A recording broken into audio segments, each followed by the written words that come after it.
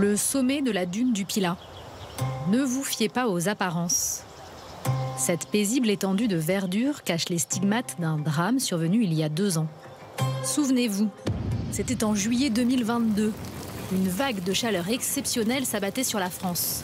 Et d'immenses flammes dévoraient les parcelles de pins pendant 11 jours. Près de 30 000 hectares ont été détruits, soit plus de 3 fois la taille de Paris. Ici, pour faire renaître la forêt, les forestiers favorisent le renouvellement de la forêt par elle-même, grâce aux graines. Mais il faudra attendre 30 ans pour que la forêt retrouve ses couleurs d'antan.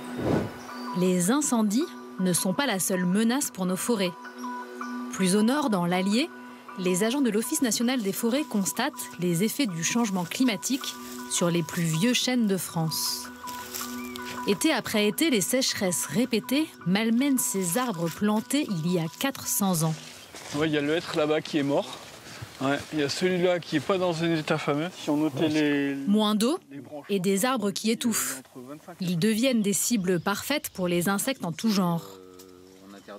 Du fait de l'affaiblissement du chêne, on a un certain nombre d'insectes qui peuvent venir piquer l'intérieur du bois. Ce sont des ravageurs qui sont liés à l'affaiblissement des chênes en lien avec la sécheresse.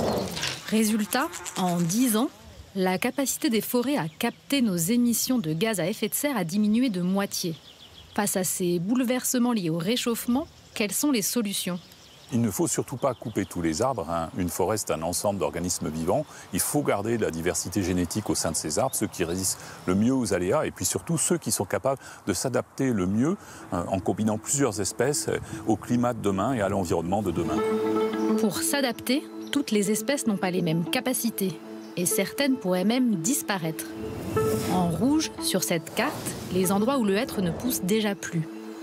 En 2050, les 2 tiers du pays seront concernés. À l'inverse, d'autres espèces s'adaptent comme le chêne vert. Très répandu en Aquitaine, il se plaît aujourd'hui en Bretagne. Il s'est déplacé grâce aux oiseaux qui transportent ses graines. Mais ce voyage prend des centaines d'années. A-t-on vraiment le temps d'attendre ? Ces experts accélèrent la transformation naturelle des forêts. Donc là, l'objectif, c'est que les 2 écorces se confondent au mieux. Dans cette pépinière unique en France, des greffes doivent permettre d'obtenir des arbres plus résistants aux variations de pluie et de température. L'avantage du greffage, c'est de pouvoir sélectionner à l'intérieur des forêts certains arbres d'une même espèce qui ne pourraient pas se rencontrer dans la nature et qui donc vont pouvoir être sélectionnés sur leur forme, leur capacité à mieux résister à la sécheresse. Et donc ils seront rassemblés entre eux et donneront les graines de demain.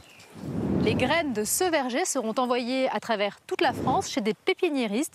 Ils feront pousser des plants comme celui-ci qui formeront les forêts de demain. Pour préserver la nature tout en répondant aux besoins des hommes, il va falloir créer des forêts mosaïques. Imaginez, dans une seule et même forêt, de grands arbres en parfaite santé, des chemins de randonnée, une sensation de fraîcheur, des points d'eau pour les animaux et du bois destiné à l'industrie. Dans cette forêt normande exploitée durablement, les arbres deviennent une source d'énergie renouvelable. Ici, le bois a déjà remplacé le gaz pour chauffer une partie de la ville de Rouen. Alors le bois énergie est constitué principalement de petits arbres, souvent tordus, qu'on a besoin d'enlever pour entretenir la forêt et pour laisser la place aux grands arbres de pousser. Cette usine est un chauffage géant. Les copeaux brûlés produisent de la chaleur. L'eau chaude est ensuite envoyée dans ce vaste réseau qui alimente 12 000 logements et même l'hôpital public. Face au changement climatique, l'enjeu sera donc de trouver le bon équilibre entre nos actions pour adapter la forêt et le temps des arbres bien plus lent que celui des hommes.